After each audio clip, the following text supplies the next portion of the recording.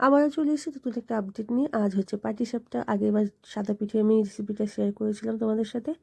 আর আজকে দেখাচ্ছিল তোমাদের পাটিসাপটা। তো আজকে আমাদের বাড়িতে হচ্ছে পাটিসাপটা, ক্ষীরের পাটিসাপটা যেটা। ঠিক আছে, দারুণ খেতে, খুবই টেস্টি, আমার তো খুব ভালো লাগে আর কি। ঠিক আছে, তো এই শাশুড়ি মা বানাচ্ছে আজকে হলো আমাদের ক্ষীরের পাটিসাপটা। তো ক্ষীরটা কীভাবে বানিয়েছে, ক্ষীরটা হলো তোমার শুধু দুধ দিয়ে, চালের গুঁড়ি দিয়ে বানিয়েছে, তার সাথে গুঁড়ো দুধও ছিল আর কি। তো এই ক্ষীরটা শুধু শুধু খেতেই দারুণ লাগে। আর দেখো কত পিঠে হয়েছে, আর এখনও অনেক পিঠে হবে আর কি। তো সন্ধ্যা থেকে চলছে এই পিঠে বানানোর প্রসেস আর কি। তো বেশ অনেকটা সময় লাগে একটা একটা করে বানাতে আর কি। আর একদিকে বানানো হচ্ছে, আর একদিকে আমরা গরম গরম খাচ্ছি, দারুণ লাগছে। বাসি পিঠে খেতে অবশ্যই বেশি ভালো লাগে আর কি।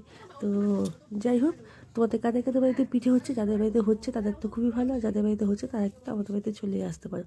ঠিক আছে, তো যাই হোক, এরকম নতুন নতুন আপডেট পেতে হলে চ্যানেলটিকে সাবস্ক্রাইব করতে হবে। আর যারা ফেসবুক থেকে দেখছো তারা কিন্তু পেজটিকে ফলো করতে